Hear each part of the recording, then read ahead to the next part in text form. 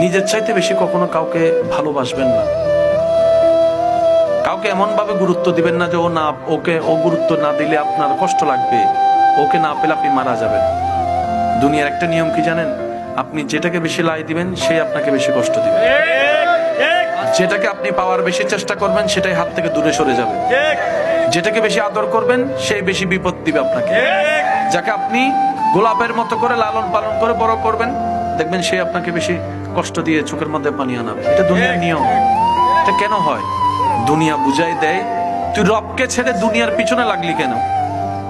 তোকে তো রব বানালো, তুই রবের দিকে না যাবি, তুই সৃষ্টির দিকে কেন গেলি?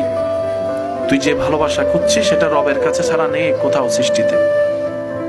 বান্দার জন্য রবের ভালোবাসা, উম্মতের জন্য নবীর ভালোবাসা। সুবহানাল্লাহ। সেজন্য যতদিন বাঁচবেন দুনিয়াতে শুধু গাটা লাগাই চলবেন, দুনিয়াকে নিজের মধ্যে নিয়েন না। কারণ আপনি কান্না করলেও হায়াত চলে যাবে, হাসলেও হায়াত চলে যাবে। তো কান্না করে সময় নষ্ট করার কোনো দরকার